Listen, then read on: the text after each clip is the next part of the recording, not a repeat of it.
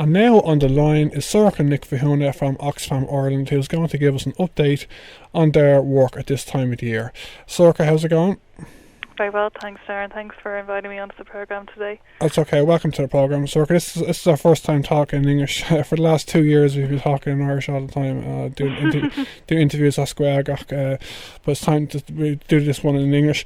Sorcha, I looked at the United Nations News Centre website there the other day, and I was shocked that, I was looking at it to see what the United Nations were saying about Gaza, because I just wanted to know exactly the most up-to-date information right now. But I was reading, I already knew about the other things as well, but just to be reminded of them, because there's so much talk about Gaza now, but there's also Syria, which is still going on, and there's South Sudan as well. And now, for the last couple of years, we were covering the crisis in the Sahel in Africa, and it was sorted out last year. And now it could be back in the news again. It could be bad things happening. And there's also places. There's also the Congo as well. I am unsure if you're working in the Congo, but you are working you are, yeah. So could you just give us a general update on your kind of work this year, please? Yeah, well, I suppose for us, humanitarian work would be a big part of our focus, and at the moment, unfortunately, there's a lot of different humanitarian situations happening simultaneously around the world, and it's very difficult for organisations like our own to respond to all of them. But we are currently working in South Sudan, where there's a major humanitarian crisis, and I've just returned from there recently. But in addition to that, we're also working in Syria, Jordan and Lebanon, along with Gaza, and then in other places around the world, we kind of have been, so I suppose we have a first in, last out approach. So we've been working in DRC in the Congo for a very long time as well. So it's a hugely difficult time, and it's, I suppose, aside from those emergencies that we're working on, there's lots of others going on in the world at the moment, as we know, Iraq and Central African Republic, etc. So it really is an extraordinary time in the world at the moment. I looked at the United Nations news website, as I said, because I wanted to see about Gaza, because Gaza for the last few weeks is in the news all the time, and it seems to be in Ireland and the Western world the number one issue. But Syria hasn't gone away, and there are a lot more people getting killed there still, aren't there?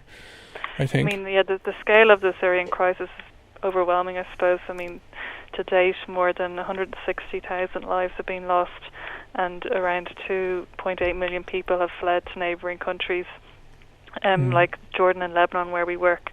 So the scale of that crisis has been enormous. We know that of those refugees in neighbouring countries, about half of them are children, and it's put huge pressure on populations in places like Lebanon, this sort of surge in the number of refugees. And obviously there's people inside Syria as well who, are badly affected by the crisis. We're providing safe water within Syria, and also working with refugees in camps and also outside camps in Jordan and Lebanon. So it's, I guess, been 3 years since the beginning of the conflict there, and the scale of that crisis is continuing to deepen both within and outside Syria. Many of the refugees I spoke about a lot of them are living in kind of inadequate shelters, in informal camps, and are really relying on services of organisations like ourselves for food vouchers, for clean water, sanitation, and I suppose all those things that we take for granted ourselves. But when you go to visit some of these places, you really realise how great the need can be.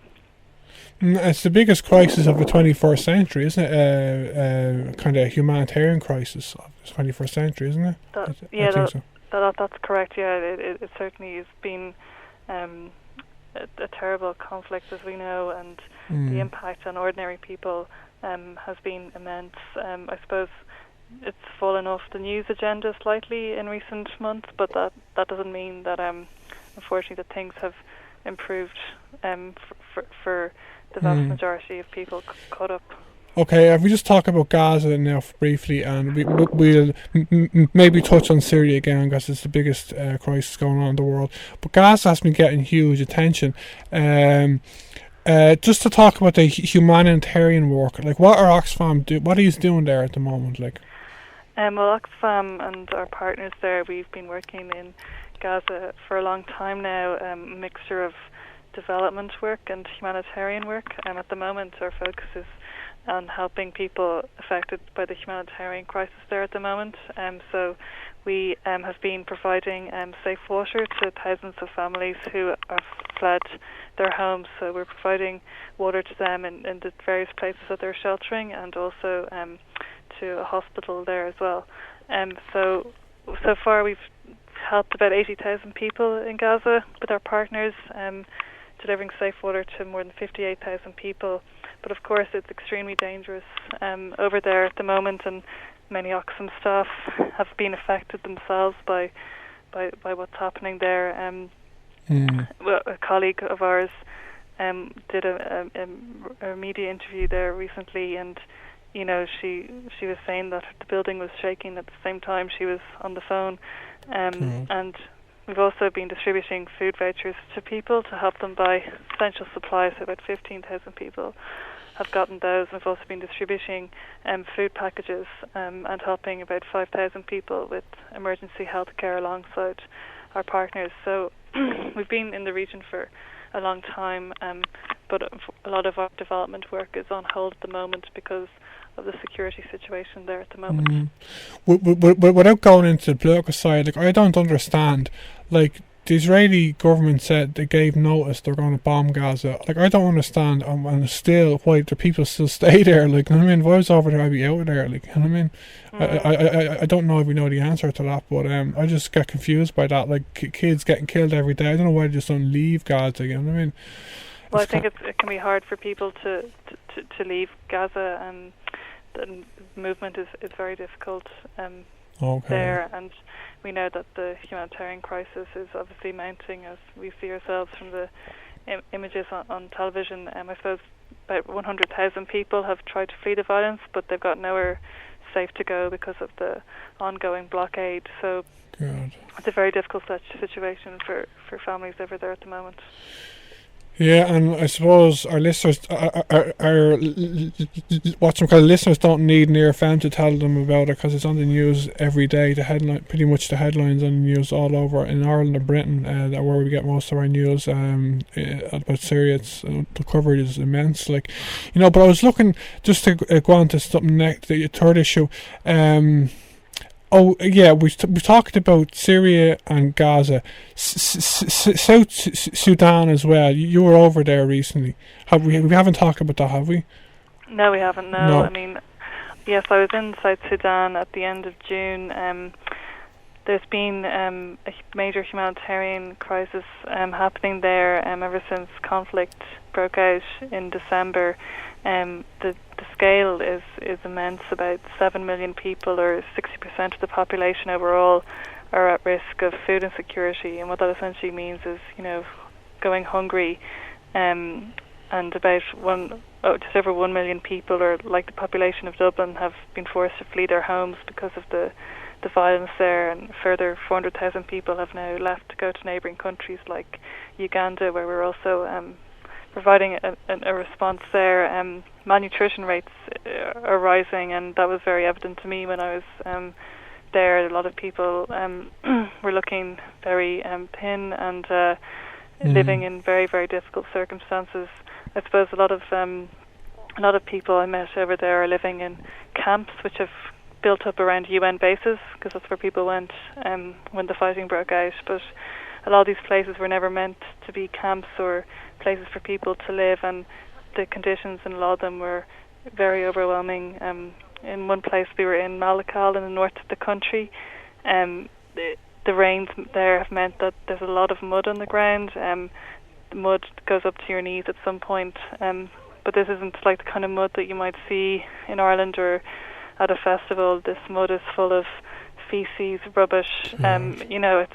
And the thing is, I felt lucky. I had a pair of Wellingtons, but most people who are living in these conditions are walking barefoot. I saw children carrying their, siblings on their shoulders, trying to make their way through the mud. I saw, vulnerable older people really struggling, and people turned to me and said, "Do you think it's right that we're living in these conditions?" And it's absolutely appalling. These people have been through so much, and they've lost family members. They've had to flee their homes, their way of life of knowing it as they know it, and now they find themselves living in absolutely appalling conditions. I mean, the good news was that people were being moved slowly to a drier camp, but that work is on, and that work is ongoing. But I suppose there is a large funding gap in terms of the work there, so that's a big problem. And the reason for the mud being like that is because they haven't got proper sanitation. That's the reason, is it? Yeah.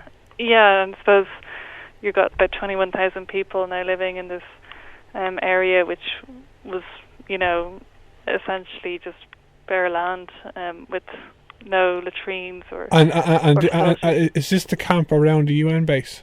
In Malakal, yes, God, it is. So. You'd think, or I'd assume that if there's a camp around the UN base, that it'd be ideal for as being a camp. You know what I mean? Like you know what I mean? But that's awful. I suppose the thing that struck me about South Sudan was that it's actually a very green place, not unlike Ireland, and there's a lot of sunshine, but also a lot of rain. And in some parts of South Sudan, there's problems with the soil where it doesn't properly absorb water, which is what led to this awful mud in Malakal. So Oxfam is working there and providing a range of support for people living there. It's like I suppose, like we were saying earlier, there are a lot of emergencies happening in the world at the moment, and a gap in funding for all of them. And yeah, and I know with the EU Commissioner for Humanitarian Affairs, I forgot the title on her name, but announced today there's more funding from the EU for what's some kind of Syria. But there really is a funding gap for all these humanitarian crises, a huge funding gap. And I was reading on the United Nations website the other day about the Sahel. It's a funding gap of they asked for 100. You can give us the figures if you want, but it's a huge funding gap. There isn't a famine happening now in the Sahel, but it's true, is it, that that could happen? If there's not funding provided soon as well. Indeed, I mean there was a food crisis in the Sahel region of West Africa back in 2012, and Irish people were very generous in terms of responding to that crisis, but now unfortunately we see, as you say, an appeal for funding, I think to the tune of $116 million by the Food and Agriculture Organization, which is part of the UN, for funding that's to help about 7.5 million vulnerable people. Yeah, and they say that to date only 14% of that, or 16 million, has been received. So it's extremely worrying to see that there's problems happening in that region at the moment, and hunger is again looming there. It's unbelievable, the funding gaps. We're not talking about a huge amount of money, a gap of 100 million. We'd have the situation in Sahel sorted out. 100 million. Look at all the money that's wasted around the world in rich countries in the West. You know what I mean? I suppose it's important to say though that Ireland does provide a lot of funding for these emergency situations and other development work around the world, and I think we certainly, it would be fair to say that we give our fair share per, caps per population, but that internationally the international community has to come together and try and help resolve these very big problems that are happening in the world at the moment. And just to talk about the last issue before we kind of just summarise the 4 or 5 issues. The Congo, I've never talked to you before about the Congo, but I didn't actually know that you worked there. You do work there. I know the violence going on there. It's actually unbelievable. I've never heard. I only heard about the violence in the Congo a couple of years ago, and what's going on is just unbelievable. And is it some kind of safe for you to provide help there, or is it just too dangerous, or what's the story like? I mean, I suppose security is always a major consideration when we're providing emergency responses, but in the case of DRC, we're doing a lot of work there and have been for many years, and colleagues of mine would travel there as well to monitor that work on a regular basis. So yeah, it is certainly something that we would be very mindful of. The kind of work that we do there focuses mainly on water and sanitation and helping people who've been displaced to access that. We would work a lot in camps and provide that kind of, I suppose, infrastructure for water, and also provide health promotion and food programs and things like that. And I suppose a lot of people would describe the DRC as almost a hidden crisis, in that it's one of those very tragic stories that it has quite fallen off the news agenda. But that's not to say that that what's happening there is any less important than what's happening in other I think in what's kind of one way, as regards the rape going on there, it's the worst crisis in the world. Like, I mean.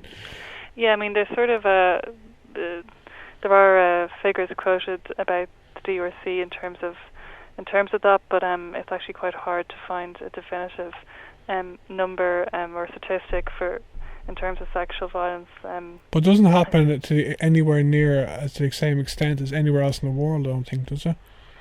Yeah, I mean, I suppose the issue has been documented by some journalists, certainly, and I suppose as we find that there and in other countries, there's also a stigma in terms of, reporting sexual violence. So that's why it can be hard to actually definitively say what the scale of it is. The number, but it is happening. Like it has happened to tens of thousands of women, hasn't it? Yeah, and it's been the subject of documentaries by people like Dervlik Lynn, an Irish documentary maker, who made a very powerful TV3 film there. Yes, and so yeah, it's a place where people face many challenges. We'll talk about it again. I know you aren't involved in the political side of it, but I know there was a symposium there in NUI. I'm sure if it's NUIG. It was in Galway anyway, only a month or so ago. Yeah, some of my colleagues were there, that's right. Yeah, we did a presentation there on our work with women in Rwanda. I was hoping to go to, but couldn't go to in the end. Today's our first time talking about the DRC, but we'll talk about it again, Sorcha. So, thanks for the update, Sorcha. Anyway, we talked about 4 or 5 issues there, and I'll be talking to you again. It's a bit quiet this time of the year as regards news stories, but I know the work in the development sector always goes on. I mean, so if there's any kind of big news, hopefully there'll be a solution to the conflicts in Syria and Gaza and South Sudan over the next few weeks. But I'll be talking to you over the next month either way, right? Okay, thank you very much. Okay.